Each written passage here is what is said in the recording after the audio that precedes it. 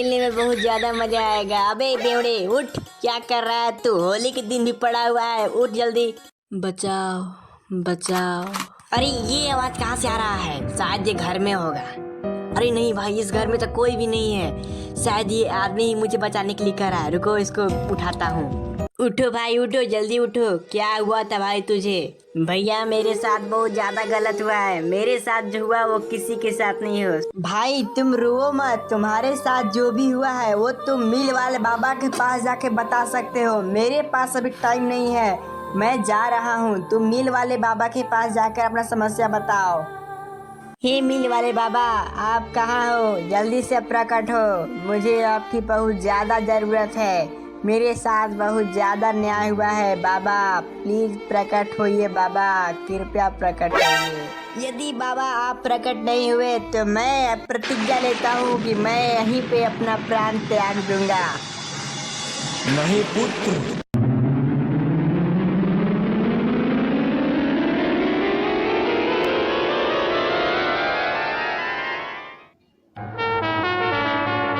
बता एडम, तुम्हारे साथ क्या हुआ है?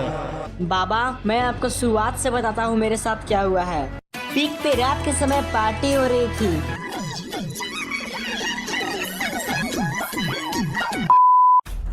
टॉमी, तुम ध्यान से सुनो। इस घर के ऊपर कोई नहीं जाना चाहिए। इसके ऊपर बहुत सारी मिठाइयाँ रखी हुई हैं। कोई जाएगा और सारी मिठाइयाँ खा जाएगा। इसीलिए तुम सतर्क रहना और ऊपर किसी को भी मत। ठीक है मालकिन, मैं समझ गया। ऊपर कोई जाएगा तो मैं उसका काट लूंगा। बहुत अच्छे।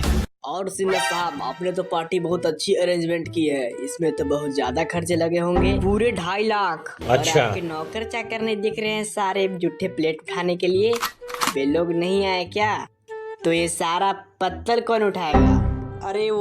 अरे वह कुछ नहीं भाई साहब, यह सिन्हा साहब बहुत ज्यादा कंजूस है, इसीलिए तो इन्होंने नौकर नहीं रखा है।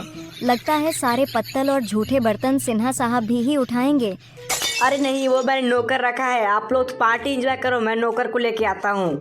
बेटा क्या तूने उस नूब एडम को देखा है जो मेरे घर काम करता है? वो आज नहीं दिख रहा है किधर भी। उसने मेरी सब जगह नाक कटवा के रख दी है। उस कहाँ तो भाग गया। और सारे रिश्तेदार मुझे बोल रहे हैं कि तुमने कंजूस हो, तुम नौकर नहीं रखे हो। आज वो पकड़ा गया तो आज मैं उसे जिंदा काट दूंगा। नहीं अंकल, मैंने नहीं देखा है। आप लोग देखो, इधर ही होगा। उसे खोजो और मेरे तरफ से 2 लपट। अरे आज कितना ज़्यादा ठंडी है। मैंने मालिक से कहा था कि मुझे ठंड में स्वेटर दिला दो, लेकिन मालिक ने मुझे नहीं दिलाया। और मैं पार्टी में कैसे बर्तन साफ कर सकता था, इतनी ज़्यादा ठंड थी। इसीलिए मैं आज कैसे भी करके मुझे यहाँ पे बोन फायर मिल गया, मेरी जान बच गई। अबे यार, मेरी किस्मत ही खराब है। मैं कैसे गरीब घर में पैदा हो गया।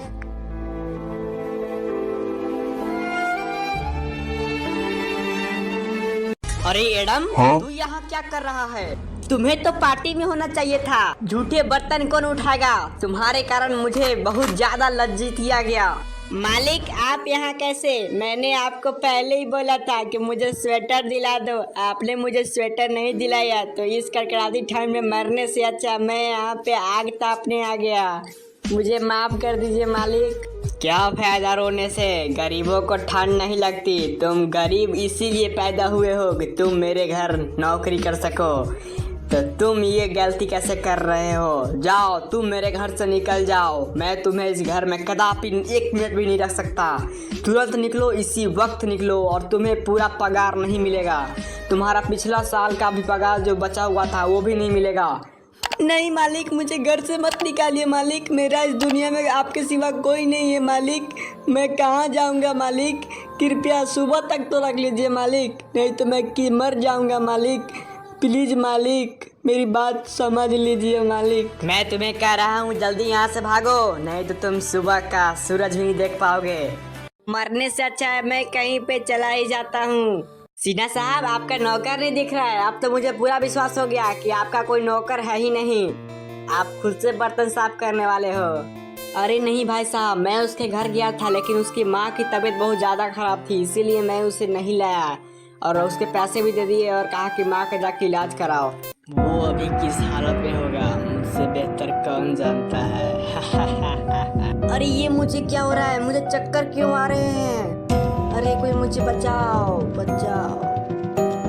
तुम्हारे पास घर नहीं है, लेकिन मैं तुम्हें एक ऐसी राज की बात बता रहा हूँ जो तुम पुलिस को बताओगे तो पुलिस तुम्हें पैसे भी दे सकती है।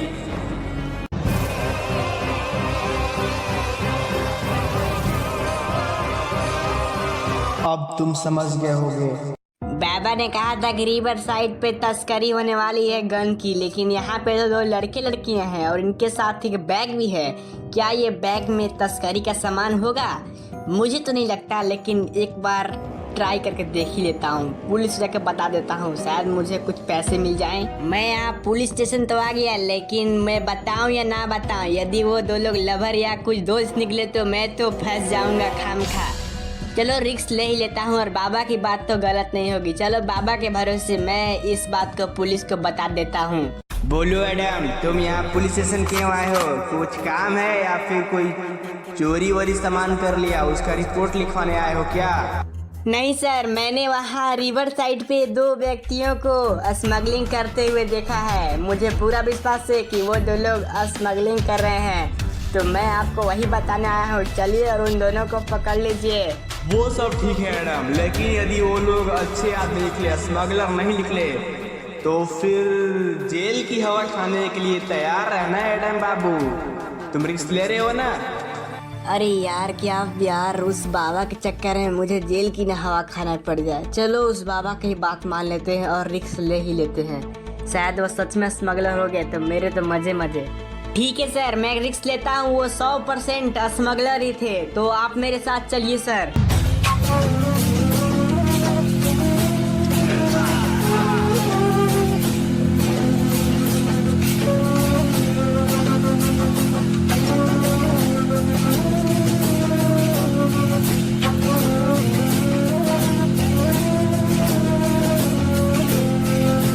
सर यही दोनों हैं।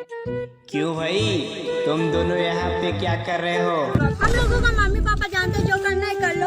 ए लड़की, बिल्कुल चुप। मैंने कहा एक शब्द नहीं निकलना चाहिए। सही से बताओ, तुम लड़के, तुम बताओ तुम यहाँ क्या कर रहे हो? सर मैं तो यहाँ अपनी गर्लफ्रेंड के साथ घूमने आया था।